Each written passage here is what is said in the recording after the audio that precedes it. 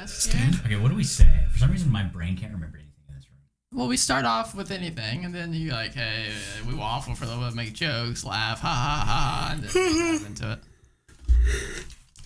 This is safe. You gonna clap? Yeah, I'm gonna How was clap. y'all's week? Gotta ask that question. Ready? Yep. All right, let's go. What's all we need to do? Do you not need to like noise gate it? No, Shit. it's already set up. Are you? Go ahead and start recording. Are you recording the video? Yeah, everything's recording. Man, I'm not prepared for this at all.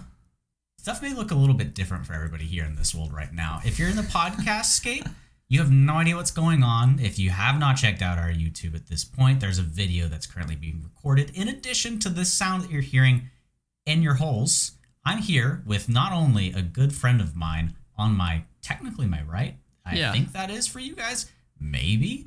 And on my left, there's also a Kenneth who you've met before. We haven't done our official introductions yet. Don't get mad at me.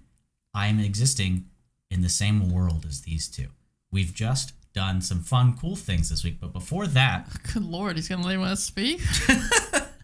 I would like take you a all breath, to speak. man. How are you doing? What's your life like? My life? Yeah, why are you holding the mic? Because I only have 2 stands, Yeah. and I'm being so courteous to graciously give my stands to the guests. Right. I could have brought one. You could have brought one, but I didn't think about it till last minute. All You're already right. out of the house.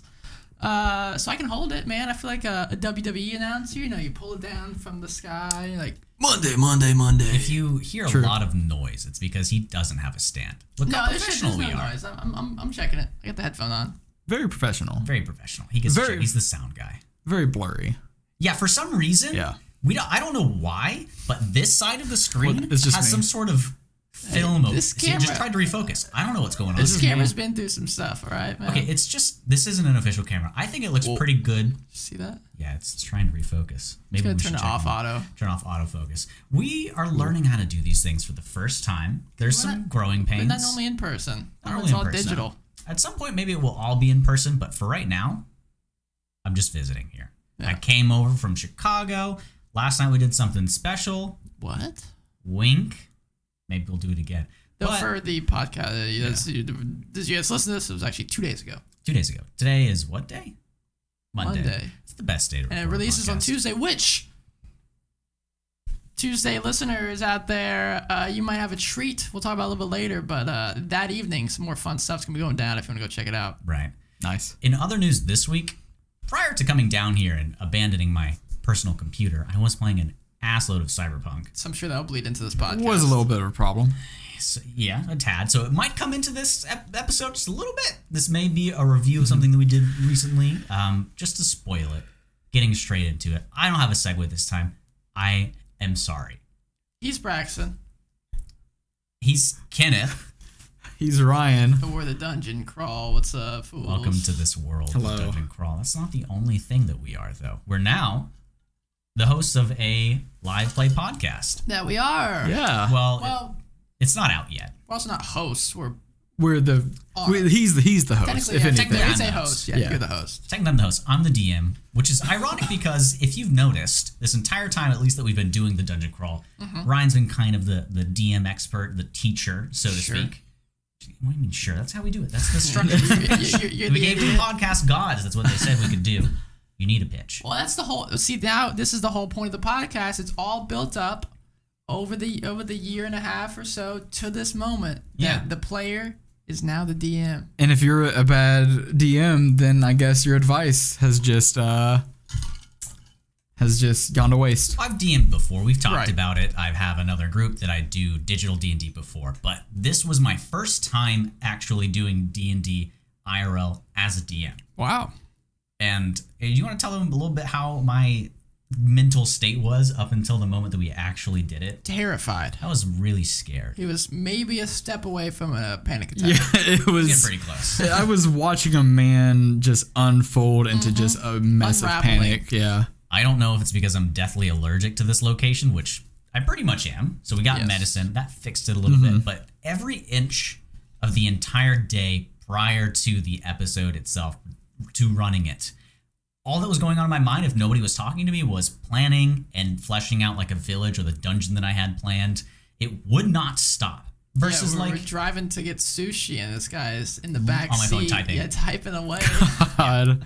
him and his girlfriend were talking about whatever the heck you guys are talking about, cute stuff. yeah, cute They're a lovely stuff. couple. Adorable. I'm the only one that doesn't have a significant other. D&D is my significant other. There you go. That's There you cute. go. At least it has been so far.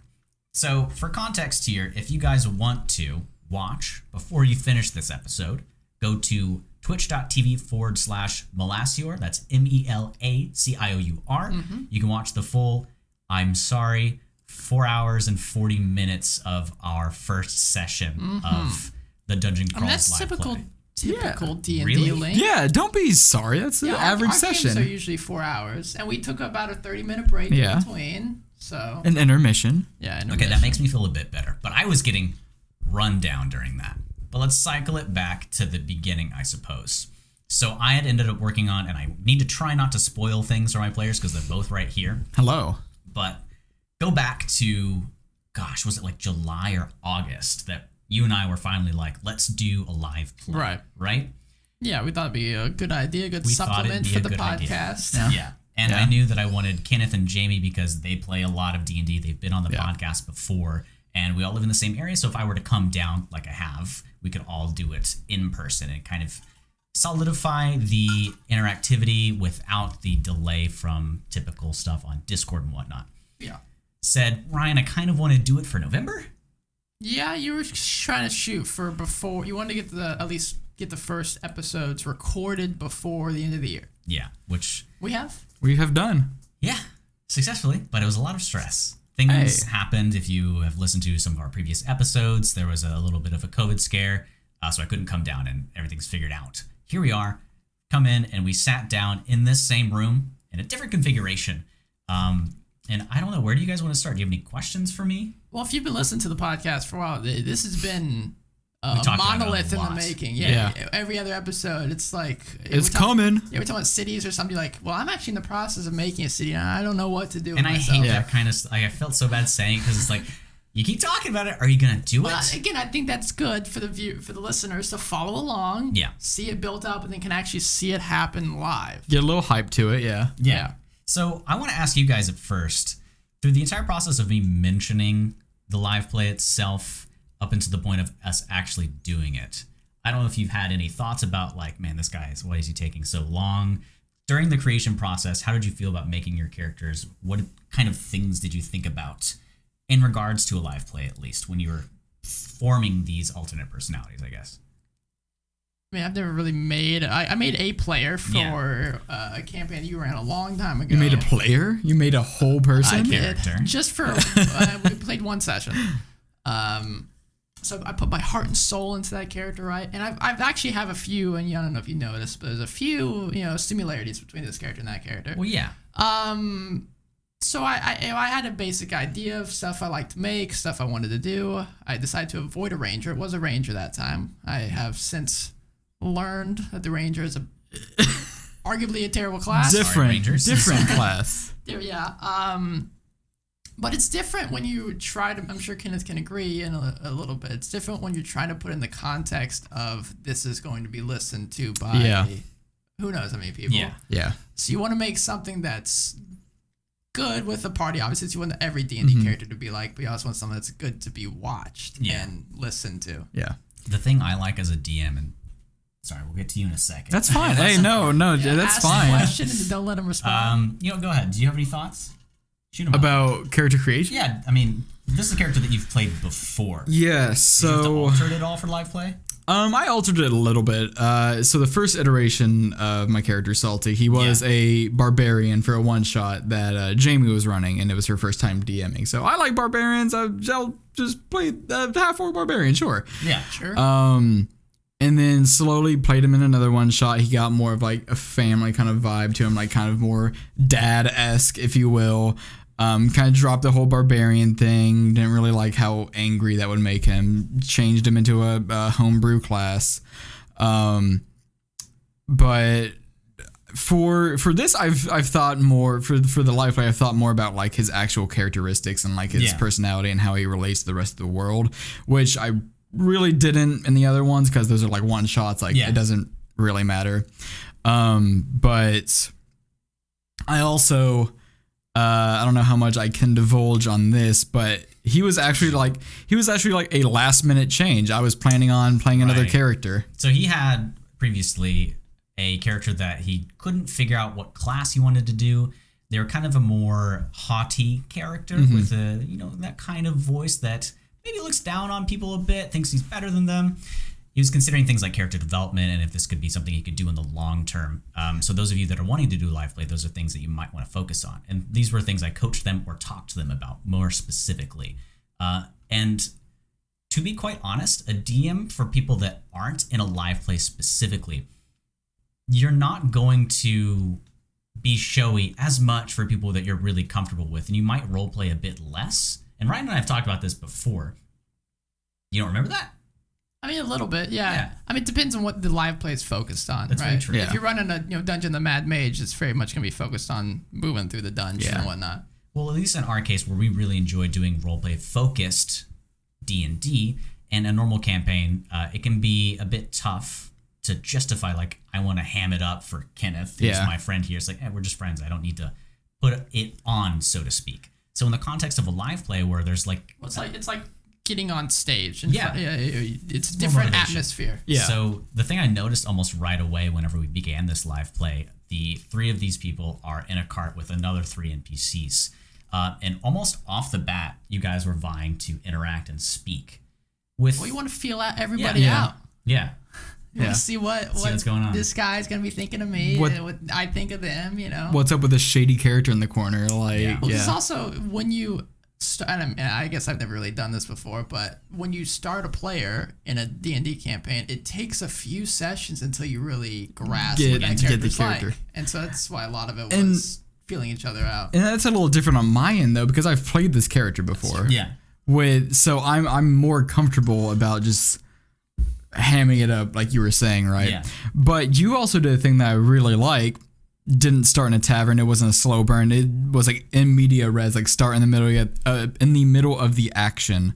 Yeah. Which I really appreciate because it just gets the ball moving. Because I've played in a lot of games where there is a time and place for a slow burn, but like if it's gone like 2 or 3 hours and nothing has really happened, that hurts.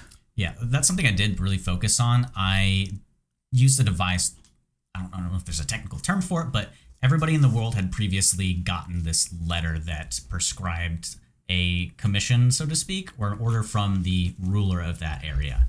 And you can go through the whole thing if you want. It's one of the first thing that comes up in the episode itself. But it basically says, if you want anything, if you have a criminal record, I need your help, get over here.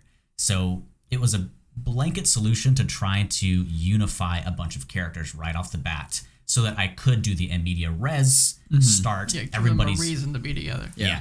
So you guys start in this carriage, and you all have various reasons to your character.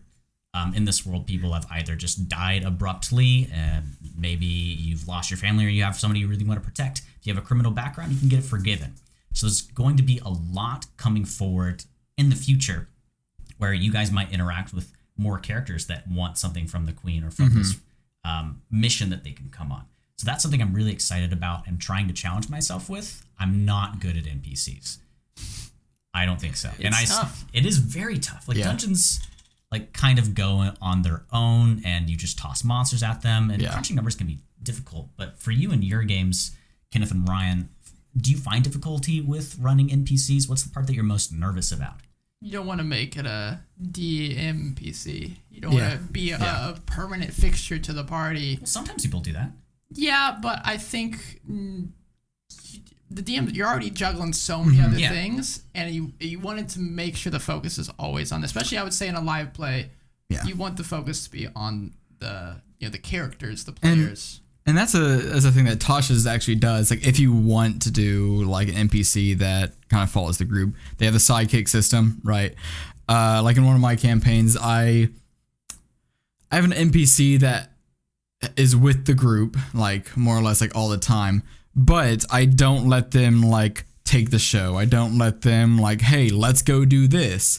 That's all in the players' like hands, and I let them like choose how they want to do things, and the other one, like they're there for advice if you ask them, but they're not gonna take the initiative and like take over the show, and they're just there basically as a advice heal bot. Yeah. Right. And I think you want that just for like, as a players, you don't want one person stealing the spotlight from anybody else. Yeah.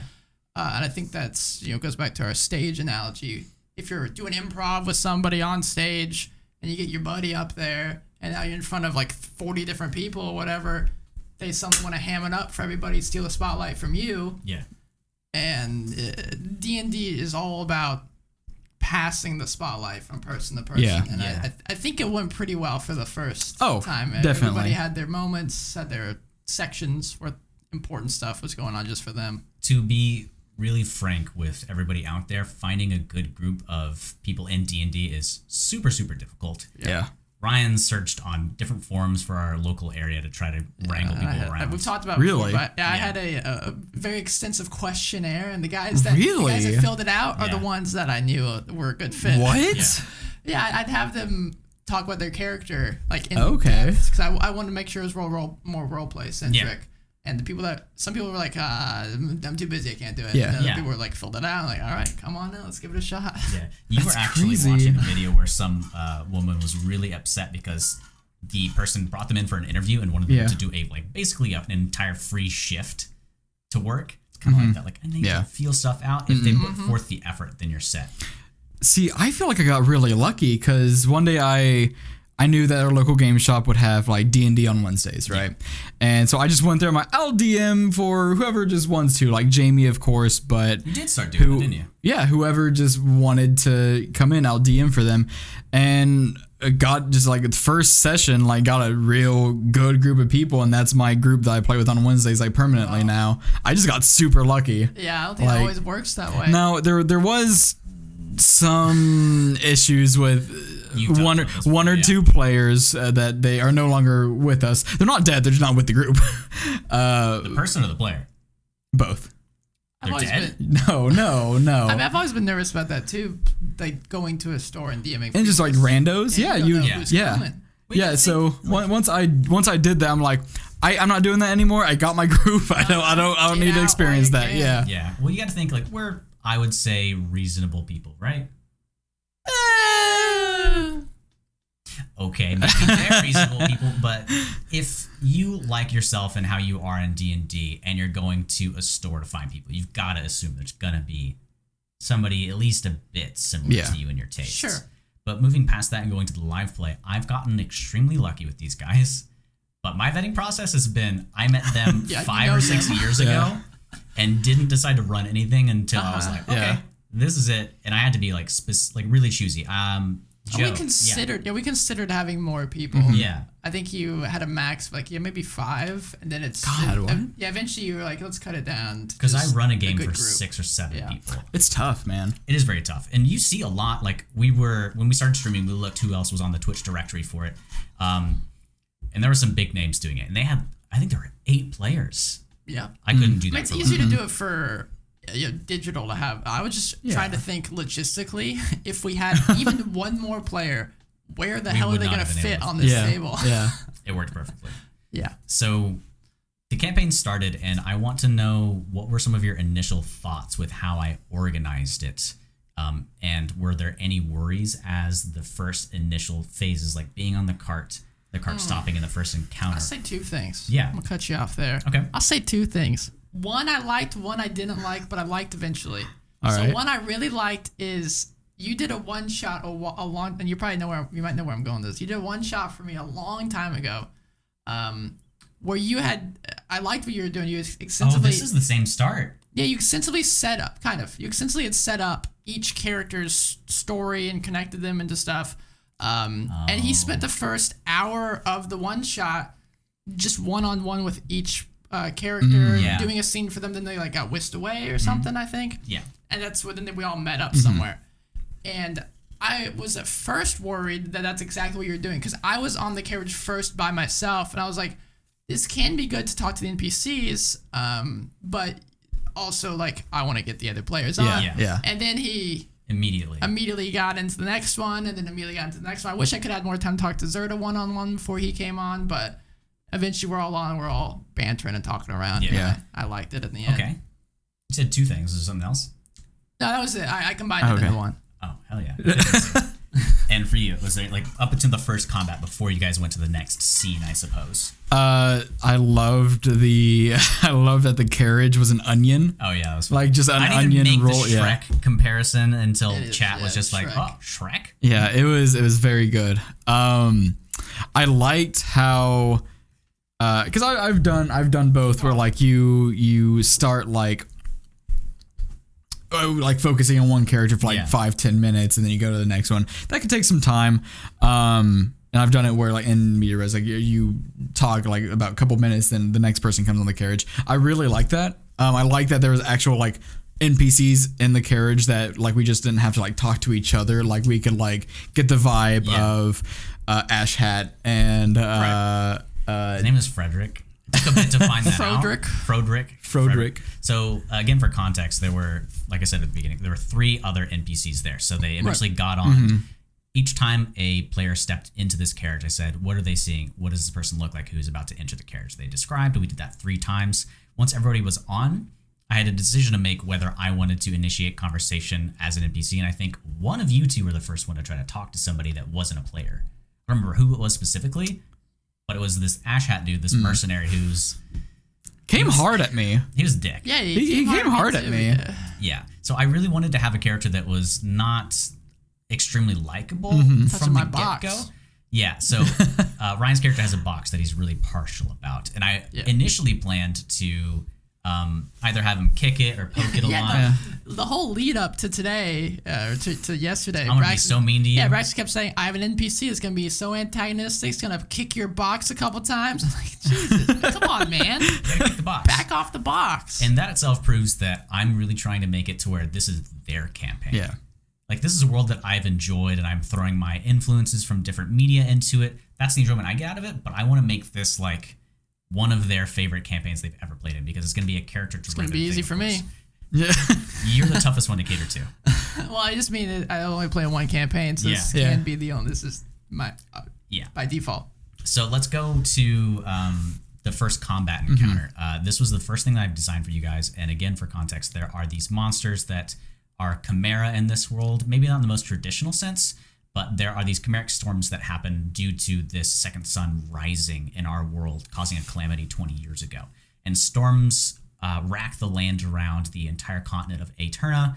And if somebody gets hit by this or a random effect happens, sometimes monsters combine in the local area, or maybe something else happens, but there are these wolf creatures with goblin arms and weapons that were attacking you guys, and eventually a large flying creature with a battering ram that's, if you put 2 and 2 together, a large shiny onion thing, that's probably going to eventually happen. Well, yeah, sure. If you put 2 and 2 together. I don't know Yeah. if I initially would have said, okay, Me either. big bird battering ram, shiny onion, definitely going to happen. So I think Jamie did figure that out like right then though, honestly. I didn't want to make it like surefire that was going to happen, but there was a mechanic of the cart moves more speedy in accordance to how many people are there. Which I really liked. Yeah. I really liked that. So that added a certain amount of depth to where if they wanted to get out and fight, the cart would stop. But if some of them, NPCs included, wanted to keep going, it would continue. Yeah. And I had noticed that I did not say I get off with my box, and you asked, is your box with you? I said, well, I'm already off, and I didn't say so, Yeah. so no, it's still there. Yeah. Yep. So any gripes, complaints, things you liked about that entire encounter? Well, we talked about for ad nauseum before the stream even went live about battle map. If we're going to Yeah. have that type of stuff, we Yeah. tried to find locations on it, but regardless, the stream wouldn't be able to see it. So we ended up saying, let's just go pure Mind. theater of the mind. Did that throw out, like, had you had battle maps planned out that you were going to draw? I had dungeons that I could draw out. Sure. but no. Oh, okay. Okay. So I wasn't lamenting about I not think we having even a talked battle map. about theater of the mind a while back. We Anyway. did. I think it was during our combat episode, most likely. Yeah. I think it's just easier for like this whole setting. Well, I really appreciate it because I know you like the strategic sense of Yeah. levels and areas, and I think that I recorded and kept distance in mind well enough that you could still do that, right? Yeah. Did you feel that went okay? I did, yeah, because I was like, okay, now I can run up. I don't have enough speed to do this. So I'll just throw a hatchet. Yeah. Which I like. But again, I just run up and punch things.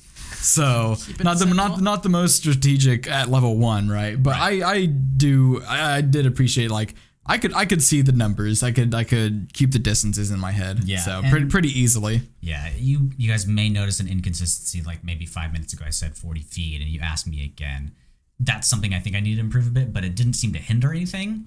And it worked well. I didn't see anything that would. That's how D&D is. I did like the combat though.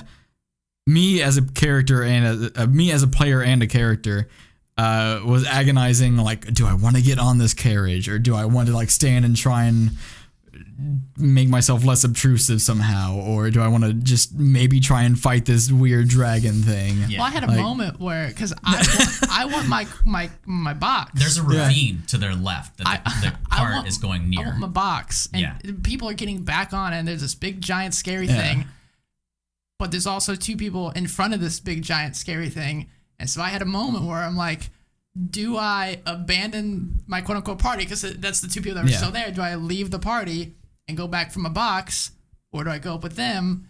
And I'm thinking, okay, I'm trying to weigh my options, and I ended up going with you guys and telling an NPC who seemed to be nice enough that would go get my box off of the carriage.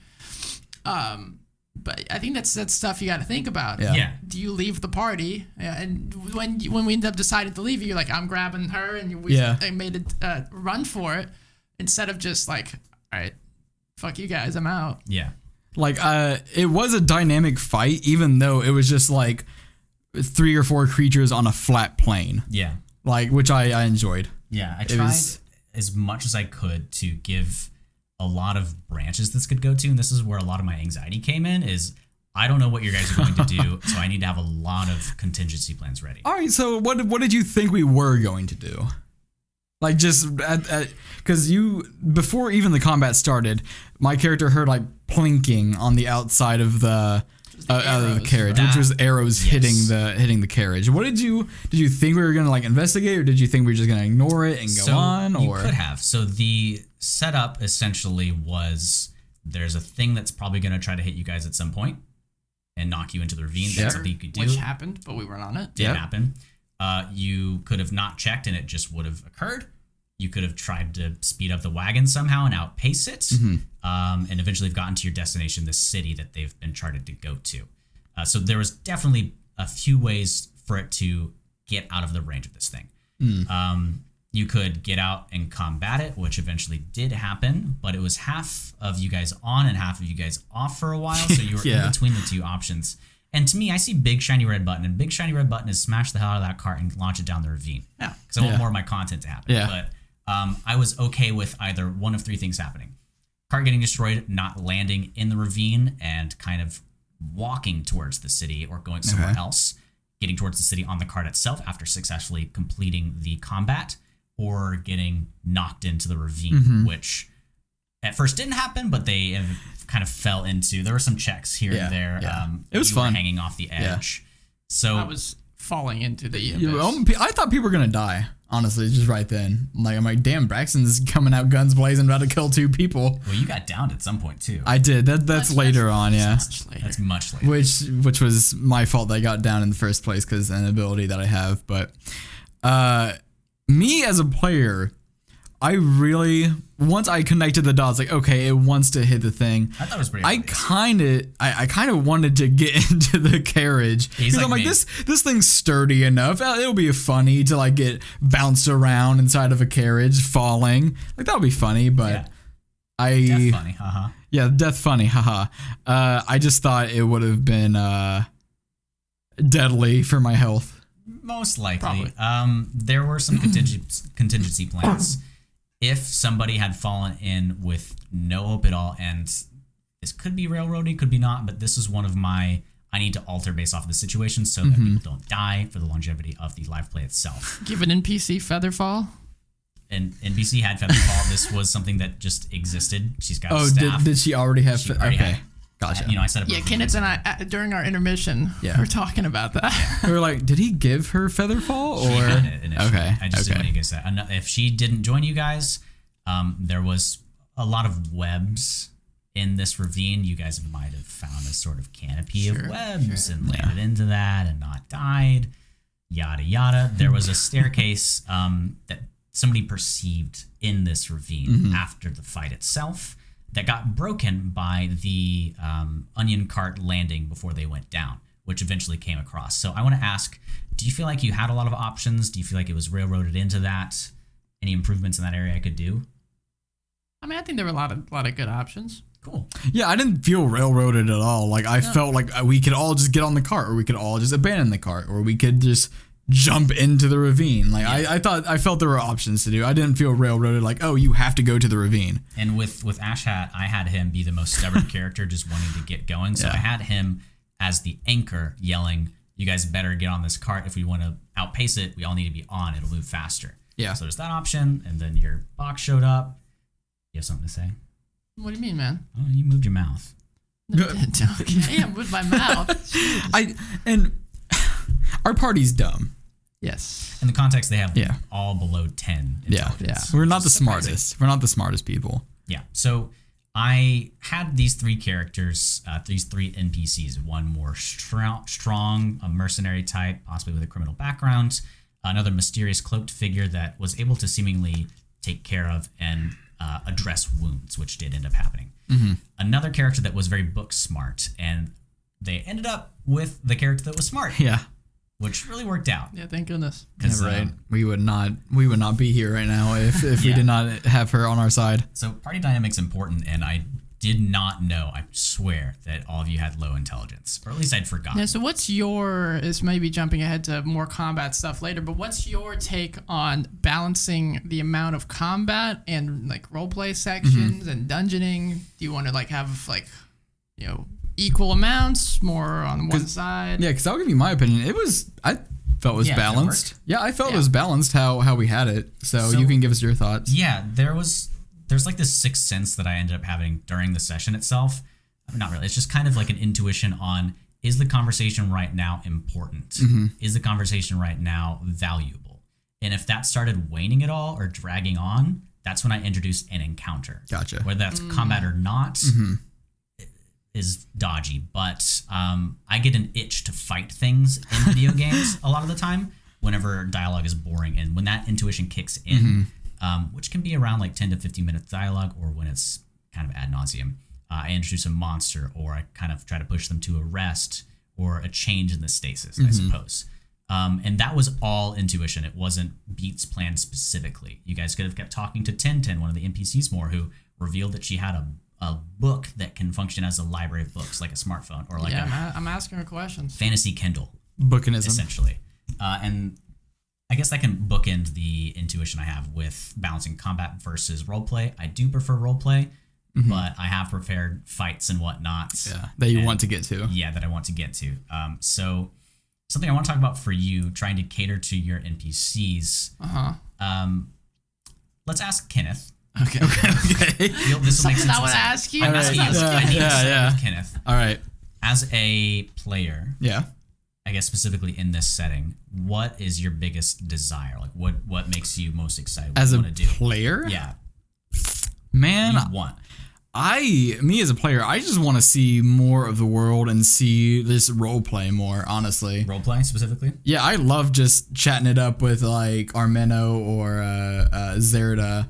Like I love just talking as my character and like role playing. I'm more like I want to adventure, right? Like you just always want to do that, but I just love exploring the world and like seeing the world and just see what's going on. Like this Waymore place, like is it cool? Is it alive? Is there anyone there? Yeah. Like we were supposed to go there, but we didn't make it. So you're supposed to go to defend there. Interesting. You're supposed to go to. This is just complicated semantics here. To Acheron, the capital, which is where these scholars are that need to be protected, and Waymore is kind of the waypoint first. For you, in the campaign that you run, that I play in, that we do just personally, you have a lot of detail with the areas that you go to. I could probably ask you could give me a detailed history of the location we're in. Probably, yes. To cater to his desire to poke, prod, and learn about lore like you find in Dark Souls, which I know you really enjoy. Yes, my items that I hand out to my players are heavily inspired by the little blurbs you get when you get a Dark Souls item. So if you have a player like Ryan, it can be tough if you are procrastinating your setting and you get stuff set up when he starts digging around. And if you're okay at improvising, that's fine. But I did do what I felt was a good amount of preparation, but you would ask questions that I would then need to start pulling out of my ass. Well, you give me a character that has a book that knows lots of information, a scholar. My character wants to learn a lot of this information. Yeah. Super relevant. Let's start asking. That's okay. But that's what I want to transition to. Something I want to improve is I want to cater my players, and one of them really, really likes diving into lore. I can handle the RP stuff. I love doing that. And something you did was something that happens in our other campaign, where you sit down and you ask a genuine question to an NPC, and it caught me off guard. Oh, the positivity one? Yeah.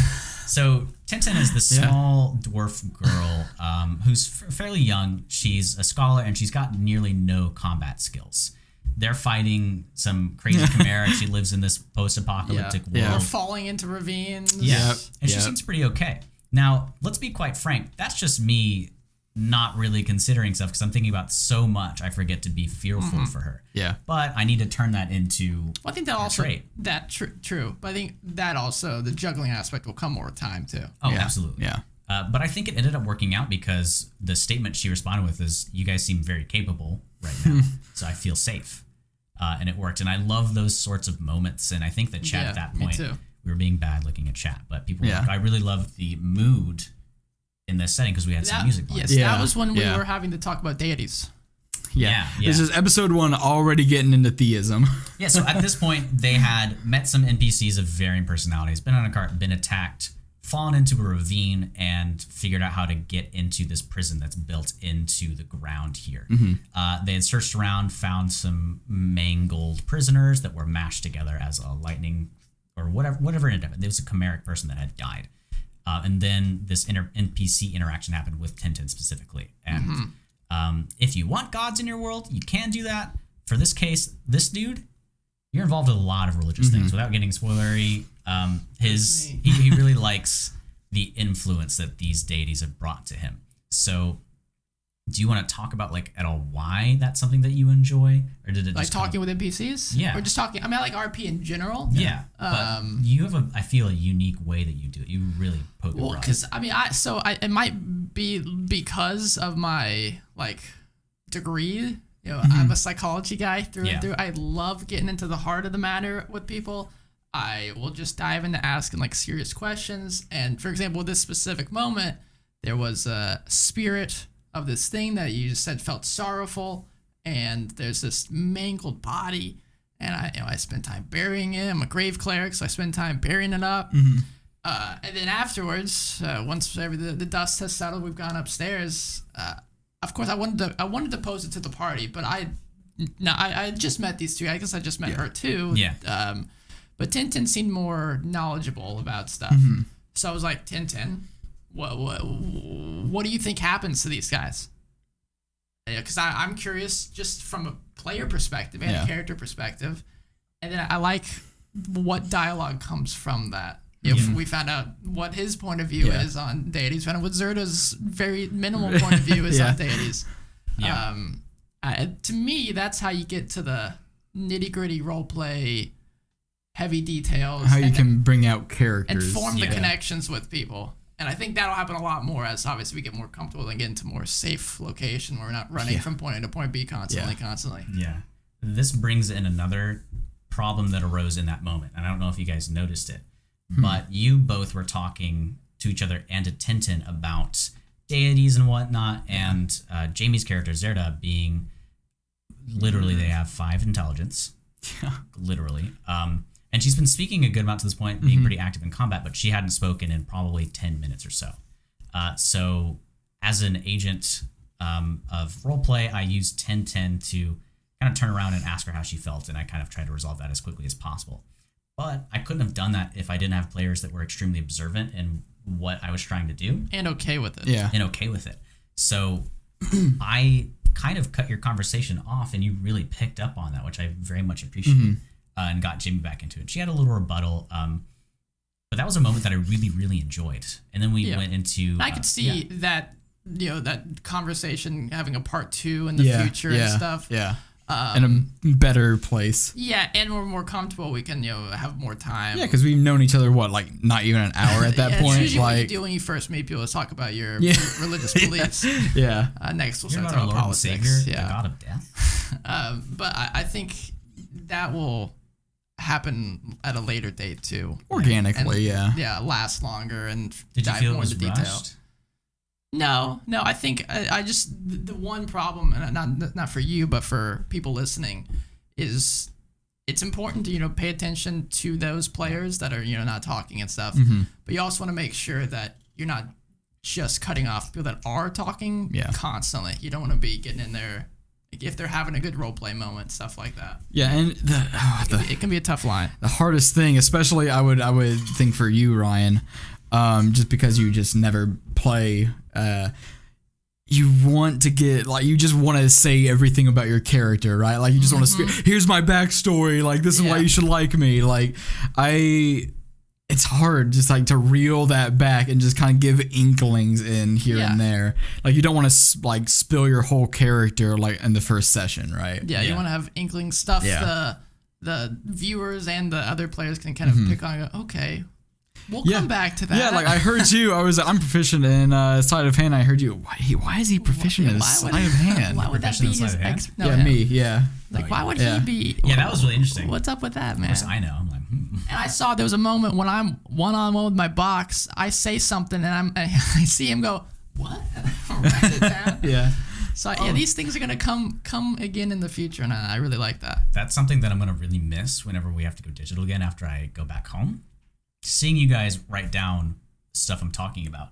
That gave me so much information Dude, about. I am so bad at that. I've never had to write because I have all my notes already prepared as a DM. I've never had to do that for as a player. And you're telling stuff, and I start writing, and then you keep telling stuff like. You do that a lot because your world is very complicated in the game with you, and I just have to. Can you send me that on Discord? Yes, yeah. So I almost I want you to. I think it's be good for the viewers as well. Like the letter, we could post that somewhere. We could get like a full, like, nice illustrated version of it with like a little queen stamp or something. Yeah, Nice. I'd love to put more work in. And we got a couple weeks probably until it comes out Handouts. for sure. So Yeah, so we recorded 4 hours and 40 minutes of it. You guys will probably see it if on the podcast form factor in 2 episodes, and it'll come out for y'all weekly, but we do it bi-weekly, which I think is kind of unique actually. That's pretty fancy. I don't know. I had a thought, Is it gone? and it is proper nouns. Always write down proper nouns. Yes, I did. Yeah, I did a lot of that. Oh yeah. I wrote down the people we were with, and I wrote But- down. I missed the queen's name, but I started after that. I wasn't writing every little detail. I saw Jamie. She writes. Dude, she everything. takes so She's much quick. notes. Yeah. Yeah. But I would just I'd write down the things that I find important, like Tintin's name and stuff like that.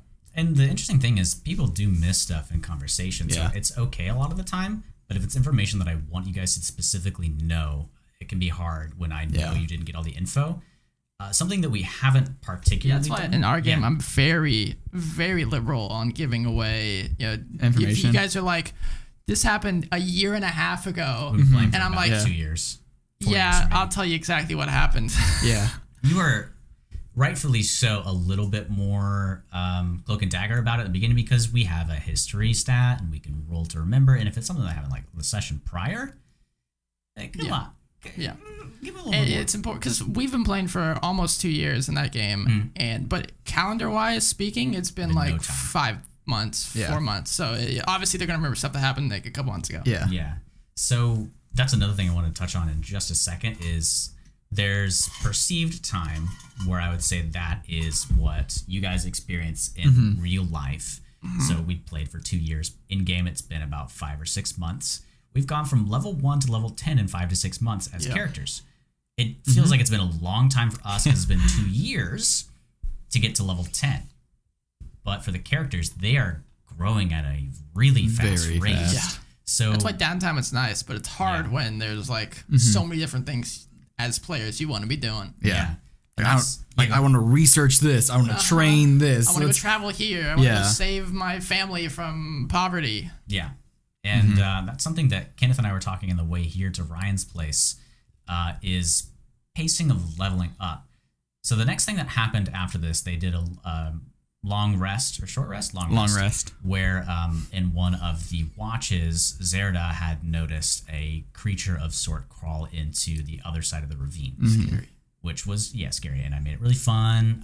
It turns out to be this like skull, bony arachnid creature, which you guys probably have seen or know about. This wasn't a chimera, but during that combat encounter, it was really rough. Is it in the monster manual? It is in Mordenkainen's. Oh, Is it? This wasn't a chimera. now I want to look it up. Yeah. Yeah. So Yeah. there's So I don't so we remember know. this at all. I've looked through those books. I don't remember this at all. So anytime we see a non-chimera creature, we know that it's It's from that it's somewhere. they're from somewhere. yeah. So it was an amalgamation between a couple of the original ones, a small creature-sized spider that is a skull with appendages coming out of it, has some sort of stinger inside and give you the kiss of death if it gets on your face, like a face hugger from the Alien franchise. There was Or also Half-Life. a giant spider, and I just morphed these into a larger version of that and gave it some new stats. So that's what I ended up doing. First, before I get to my next thought, that combat encounter got a bit turned over on its head because I forgot and didn't see that they were weak to bludgeoning damage. Yeah, bones, man, Yeah. bones. Pugilist.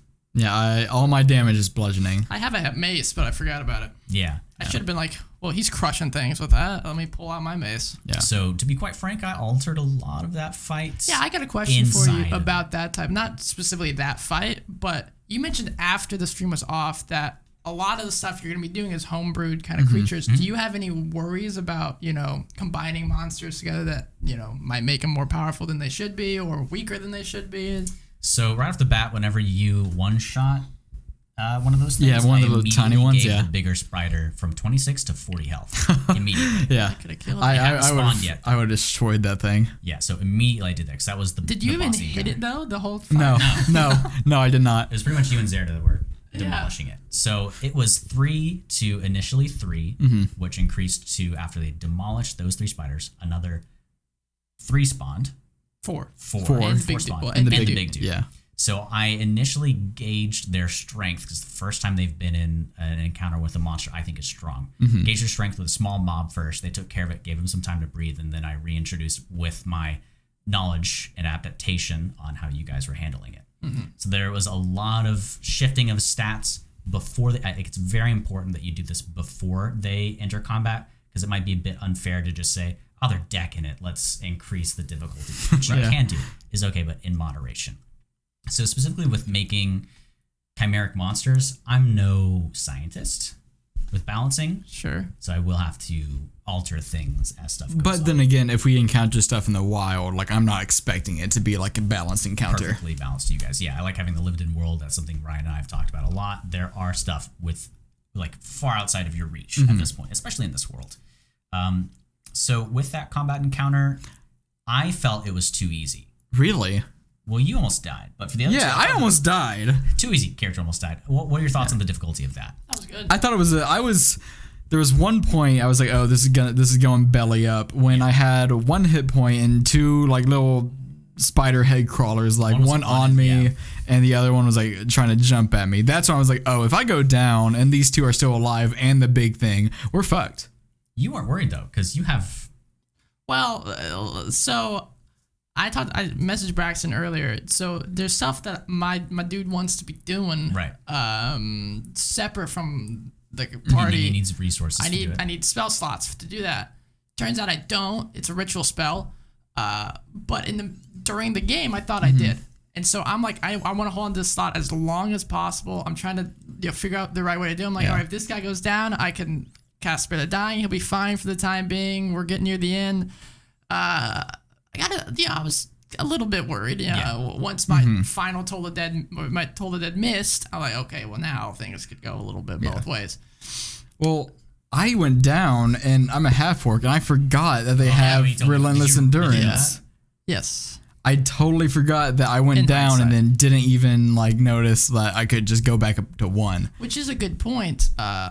As a DM, Braxton, I think because you're DMing 2 DMs. Yeah. So no, so this is good for everybody too. The DM gets the final say Okay. for stuff. Yeah.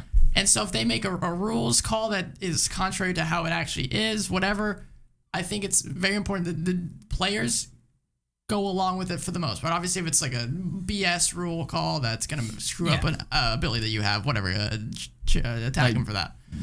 Talk to them after the session. Yeah. But regardless, if you have, if you know all the rules, you've studied the player's handbook like crazy, and your DM's, doing rule of cool or something, doing things off base, and you're like, excuse me, sir, you're doing this wrong. That's gonna come off like that's gonna be an asshole maneuver, and you don't want to be doing. You don't want to be ash hat. No, don't be ass hat. That's a good point. There was a lot of I'm very theater of the mind, and I like the rule of cool. There was a lot of, which I think is good for a live play podcast for sure. Like there was a part where they were falling in the ravine, and this could have just not done anything mechanically for somebody that's doing stuff strictly by the book, but you wanted to brace you hiding in this ravine from a swooping guy. So basically going prone by securing, what was the technical term for those things? What? The anchor point? Oh, yeah, like anchor points, basically, like pittons. Yeah, and it's like doing something as detailed as Braxton, my DM, I'm going to tie rope around 2 points there and hold on that way so it's more strong. And in a situation like that, if that arises, you're like, why the hell are they telling me this? What is that going to do? They still need to make a DC 15 check. Consider lowering it if they really describe what they're doing. You don't have to stick with all the DCs that you've prescribed throughout the session. I did my best and successfully did not change a single die roll. Nice. Yeah, and there was even That's a moment. what he tells us. Yeah, proud of you, Braxton. Yeah, well, there was a time when Jamie Zerda was getting attacked by all 5 of the creatures, all 4 of the small ones, and the big spider, and she dodged every single attack, and her AC wasn't even that high. Dude, Sanctuary with a low DC sucks. Yeah, dude, any save spell at I mean, low, I guess it's nice. It's a bonus action cast, but That's a big reason. I've casted it twice, and I think they only they succeed every time except for once. At first, Jamie didn't even have her armor on D&D Beyond, so I told her, hey, put your armor on, and it went from 12 to 13. So, and 2 of them rolled 12s. So, yeah, it's 2 12s. Yeah. That's amazing. You can also doff your armor, and that could have sucked. So you could have just justified it that way. So I'm glad that combat encounter felt good because there was a lot of kicking underneath the water there on my end. Oh, was there? Well, yeah. I told you on the way here, there is, this is kind of a spoiler, 2 of those large spiders. Yeah. 2 of them. Spoiler. You don't know where or how. Now let's just get out of there. Be careful. No, I'll fuck it up. I'll fuck it up. I had set up an environmental hazard because I figured this was going to be a hard fight for them. You picked up on it pretty quickly, and I basically lined up the shot for you at the very end. Yeah. There was a chandelier in this arena, and spider, bug, squash, it's there. Yeah. Exactly 60 feet above me. How It's convenient. the range of my Toll the Dead spell. Oh, and you told the dead on a chandelier? No, I told the dead The spider. Spider. Well, I realized that none of you guys really have reliable ranged attacks. I can toss my spear. Yeah, I can toss like a dagger or a hand axe, but other than that, like I need to, the next town we go to, we need to buy like crossbows and stuff because we have like no range besides like your spells and that's it. Right. So there was a thing I really wanted to happen. I'm like, give me my bug squash. Please do it. And no matter, I could have said there was an earthquake and squashed it, but I'm giving player agency here and I let it slide. I don't have any weapons. Yeah. And I want to address that, though this ravine was fairly sheer, like at a 15-degree drop at some point, I would have, if you wanted to, given you guys several checks to try to climb out of it. Yeah. Sure. So you weren't stuck in that dungeon, even though once you started going, it felt pretty railroady. So I ended up deciding if you guys went through it, and we're talking about dungeon depth and how you can prepare for it, I wanted there to be a way for you guys to get through there without any enemies coming onto you, if you wanted to. Didn't happen. Didn't happen. No. Because you guys were a bit loud and some stuff was here. What do you mean you guys? Yeah, what are you talking about? You mean 10-10? What'd she do? She dropped a battle axe. Well, that was after there were already some spiders. No, I'm looking at you, homie. No, I'm looking at is Zerda. Oh, How okay. come when I'm walking away is when she's like, you know what? Let's give the battle axe to the woman that can't see a damn thing. For context, there's a part in the episode near the latter half after the break where Zerda tries to cut out Ash Hat, this mercenary that's fell into the ravine and got caught by the spider. Frederick. Calum. She tries to dig him out, but she doesn't have a lot of dexterity with her sleight of hand check, and her hand got pushed in when she was sawing. So she got stuck. She told Tintin to get her battle axe off her back. Well, I came to help, right? Yeah. Turns out I have nothing that can slash. I have a mace and a spear. I don't have a knife, nothing. Yeah. So I'm like, all right. And I got this guy at the far end of the hallway saying, I got a dagger, come here. So like, okay, I'm going to go back down 30 feet, grab the dagger, go back the other way. And as I'm leaving, Zerda's like, hey, Tintin, who doesn't have dark vision, get my axe as I'm out of there. And I can't hear this. I'm already moving on. Yeah. It was a cool encounter. And then he was face to face with a very large spider. Yeah. I handled like a champ. And I'm just staring at some gears over here. It was probably the simplest D&D puzzle that's ever existed in D&D puzzles. Hey. But you roleplayed your character. You have lower than average intelligence. Is that what happened? I don't think so. What's Kenneth's actual intelligence? We've talked this before about how making our actual stats. My strength would be probably well under 5, or at least 5 itself. I don't know. I'd say you got average. No, strength yeah, at the very least. Yeah. I'd say it's more than average, but it's at least average. Well, I got some yes men on my side here, giving me some cake. So that combat encounter ended, and that's it. I was really tired. Yeah. We had played for 4 hours and 40 minutes, and they have yet to loot. They'd have yet to investigate and exit to this place. Well, now I know the second one. I'm looting shit. No, I'm drop kicking it. I'm gonna drop kick it, bro. Despite telling you about it, Well, now we know that this guy's got the way to kill these things. Yeah, my fists. You get up front. Just punch it. So there's still gonna be probably some surprises in my ult. Might need to take a short rest. And now I can use my spell that I've been holding on to because it's a ritual. So my goal throughout this entire thing was to make it to where you guys could do anything you want to. I felt that was accurate. Yeah. Did you? Was that successful? I didn't feel railroaded at all. Man. Like, we had multiple options in the ravine. We could like go to the other side. We could go down into it and go into the cave. We could go the opposite way and like try and climb up.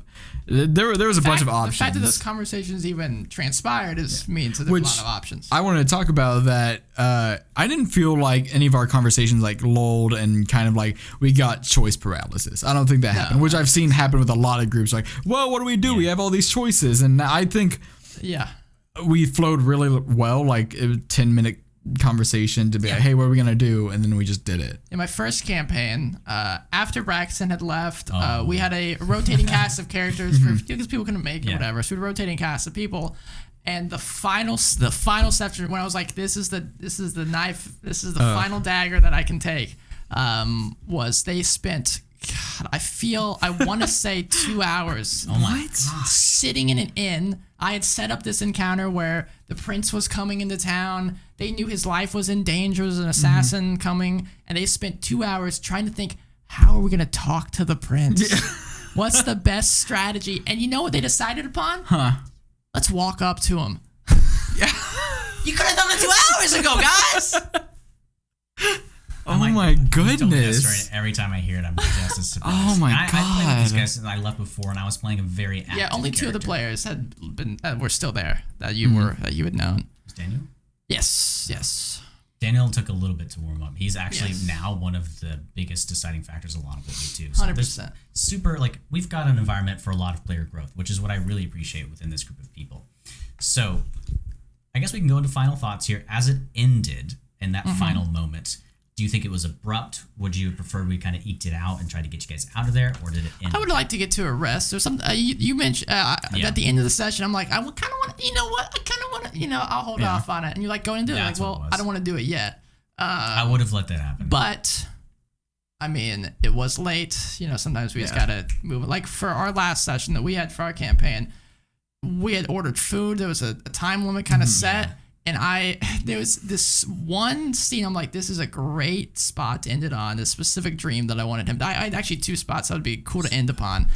And they were, I like it. I like that they were doing this. They were waffling and chatting amongst themselves for so long that I was like, I might just have to end it here. But we eventually made it to the scene that I wanted to. I ran out of endurance, I will say, at the end of that. No, I think we ended at a good spot. Like right after a fight, you come back in the next session. With a level 2? Yeah, level 2.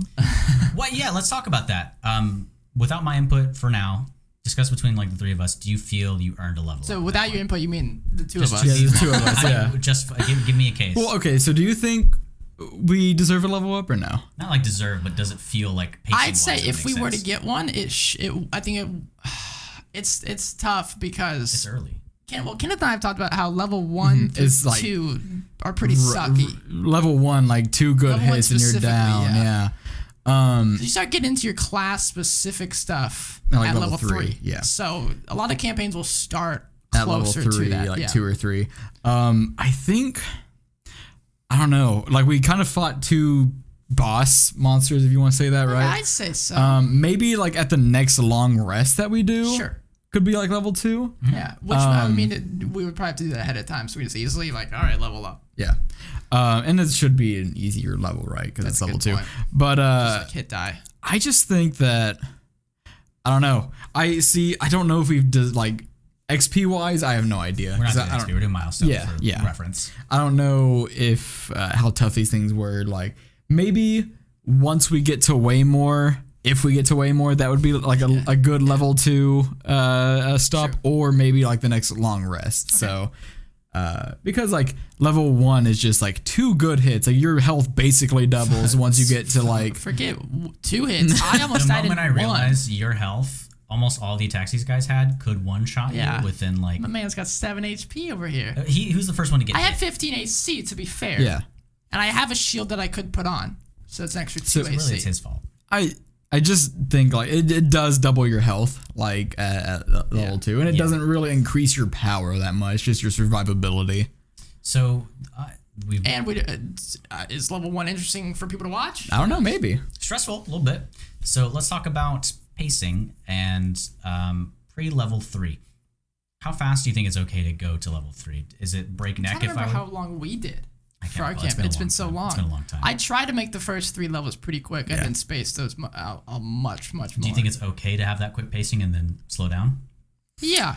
I think I read somewhere like I can't remember, it was like Jeremy Crawford or some like official D&D thing. It's like pacing wise, like level 1 should be like 1 or 2 sessions, level 2 should be 2 or 3 sessions, and then like you level up, and then level 3 is like 3 sessions, and after that like every 4 sessions. So like every month you like level up if you're doing it weekly. Think about it, Braxton. I won't think, but you can say it. Sure. If you think about it, Kenneth, we're at level 1. We're just a little bit of cusp above Yeah. a commoner, Yeah. right? We've done way more than what a commoner could do. Yeah. Yeah. That's a level 2 right there. We're moving up in the world. Now I'm not trying to persuade I'm not you. persuading. I'm I just want saying. your feedback. It's okay. Yeah, it's I want okay the if we feedback. don't level up, is what I'm saying. I'm leaning towards doing it, but I think we need to wait for like a specific time to do it. Yeah. Because if it's not, Sure, I think it's good to always wait till Because long I think rest. like how D&D like official does it, it's like especially during adventures, like after this combat they should level up in like mid session, which I don't agree with. Yeah, but like that's how you run it as well. Yeah, you like need doing to that. do a Roll. rest of sleep. Yeah. You gotta absorb the EXP. Go to that bonfire. Talk to the doll. Use those points. we gotta just take short rests. Yeah, he do was do some talking short all about rests, on yeah. the way here about how healing at level 1 is pointless. Not healing it, like I would he's got a rather point. I would rather my like whole get slot. downed and then be healed up after get down, because like if you heal, if you're like at 1 or 2 HP, that's still enough. Like you get hit once and you're automatically down. Yeah. So I would rather just be down doing death saves and then get healed. Especially at this level, it Yeah. feels bad if let's say he's at 1 HP.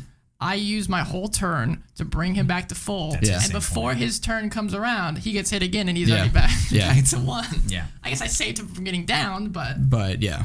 Yeah, you guys handled it really well. So I think I'm going to pace the first 2 levels pretty quickly, but it's going to slow a lot after that. that's Yeah, fine. that's fine. Yeah, story wise, It's right? fun to get Like, to. It's at least fun to get to your class, abilities. Yeah. You can play with that. So let me ask Ryan, because I've already asked Kenneth, What's up, man?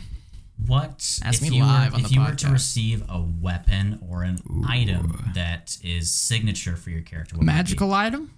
Yeah, perhaps. Like I don't this know. is your item. This is for reference for me for the future. It's very important. Yeah, I see where you're going with this. I'm pretty sure I asked similar questions. It's just good questions for DMs to ask. Yeah. Figure out what your players like. I couldn't tell you. I don't know. I like things that let me do stuff, which are most magical items. Yeah. Let's think about the form factor. I don't want a staff You don't want to staff. because I don't hit people with staves, Yeah. Uh-huh. staves. I don't know if Yeah, that's it's right. either Gilded way. box. Amulet could be nice. A gilded box. That's not mad. I can pay for that myself. Yeah. Yeah. Hey, if we get this guy, we can 150 gold. There we go. Oh yeah, I'm giving them a lot of gold if they do it. I don't know. I'd have to look around because I'm gonna be honest. Get back to me on it quickly. Yeah, I don't know much about I don't know like favorite magic items for specific classes. Yeah, I have no idea. The effect is whatever. I'll just look at- I just need the form factor. I'll just look The at form magic factor, I items have no and- idea, And see if the honestly. magic item fits, and then I'll give it to you. I told you I told you like a tattoo or something, but like that grows with the character. I have no clue. Okay. Like if you're talking about like it levels up as you level up, no idea. like an artifact kind of thing, or like a you talking about that where like levels up with you? Could be, yeah. Interesting. I have no idea. I have no idea. It's really Like because I can't really use armor. Like I would have to Do we need rely to know on this like before the next session? you can know as soon or as Okay. late as you want, but the more quickly I can introduce it. yeah I would Interesting. yeah because I can't like wear armor or use weapons besides like simple weapons, so like rings, tattoos, something stuff like tied that. into my religious stuff, Yeah. maybe. Okay. Depends on my subclass as well. I still don't know my subclass yet. The So ever famous DM line. This will all make sense yeah, in time. Or maybe it won't. Or maybe it won't. It might not come It into happens play. a lot in my campaign. Won't make sense for another year. Who knows? Oh my god. For reference, I just found out the name of my Warlock's patron, who over 2 characters over 4 years have not found out. This was this week I finally learned. Mm-hmm. So what I want to say with this final question that I asked them earlier about what weapon they're looking for, a good way to keep your players engaged is dangle items in front of their face, and a good way to improve is to ask questions that pertain to the likes, dislikes, and what they enjoyed. So whether you're doing a live play or not, these are some things I think you should definitely do. If you are doing a live play, focus on the interconnectivity and mood of the room. Use NPCs to kind of improve that as you can. We talked about that in our roleplay episode. But is there any last thing that you guys wanted to comment on for the whole session as it was? No. good job. Yeah, it was fun. It was a very good first session. I'm very glad it's that way because the Band-Aid is ripped off. Now I can project where they're probably going to go and give them options based off of that. Before I just had to prep the whole world because I would have let you guys said, fuck this cart. We're going. Yeah, a different I spot. told you this, Braxton, but you know the three of us, and we're not the type of guys that are going to be like, fuck what Braxton created, Yeah. and let's just go the opposite direction. Right. I'm Those very players blessed. do exist out there. Yeah. So be careful. It's okay to prep for them. No, it's not. We, Get them out of your game. Kill them. we had a session 0 in form over the past several months, and I've taken all these things into account. So, timeline here. We are still thinking about a name. We're talking to the artist who's done the cover art and the logo for this podcast, Bruno Nascimento, and Down there. I believe it's at Bruno Dessen. So BRUNO_DESN, I believe, but he should also be credited in the description here as well. So we're going to get that out, and as soon as we've got those assets ready, there's going to be a podcast form of the live play. But for now, if you would go I'd say we're at the earliest, probably early next year, yeah, most likely. early January. Yeah. So for now, you can still watch it on twitch.tv/MELACIOUR, Melasior. Ryan streams from that Yes. address as well. Which I'm glad you mentioned because as of this recording, whenever you watch this, guys, tonight, Tuesday, around 7 p.m. CST-ish, we'll be doing session 2 of this live play that we were talking about. So if you want to come, obviously you don't have to have watched the first one. I know it's 5 hours long. Yeah. You can just jump in here and we'll do a little recap, whatever. Yeah. So come on by twitch.tv/MELACIOUR. And we'll obviously check out our social medias, which you can get into. We'll post there as well. Don't get too used to this setup until maybe August or so next year. This has been I've really enjoyed having this little panel here. It was really nice, official. yeah. Kenneth, anything else? I'm excited, man. It was really fun. It's one of the better. I don't know if it's the best. It might be the best. One of the better session ones I've done. Well, Kenneth, you made a good point. I think you said this at the end of the session. That eventually you just kind of forgot that we were even live. Yeah. Anywhere, Yeah. Yeah. which That's I a think good is thing. how it should be. Yeah. All of you guys are And really that we have lights and cameras everywhere. It's it's good to forget about all that and Yeah. just focus Yeah. on the game. I'm just super excited to play tomorrow. Yeah.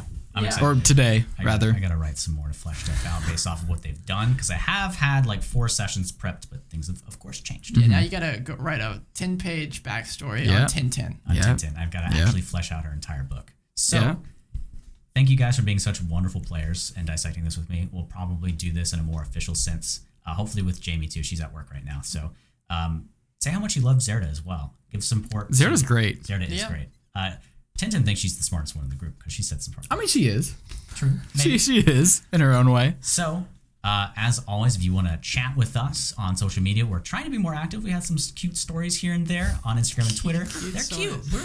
We're gangsters as our. That's not as our- cute. That's hard, man. That's hard. All right, Come on. Oh boy. If you want to follow us there, it's at Dungeon Crawl Pod on Twitter and Instagram. If you want to send us an email, a bit of a longer form factor there, thedungeoncrawlpod@gmail.com. But as always, and for the first time right next to me, Ryan, I want you to tell me what people can do. So if you're out there, Braxton, you can do this as well. Kenneth, you I can do too. this? You Yeah. can do this. Wow. All of you out there can do this. If you're watching this video on YouTube, you can do this specifically. Go to Apple Podcasts, find the Dungeon Crawl. Very easy to find. Very easy. Very easy. You can see our faces on there. Very easy to find it. You click it.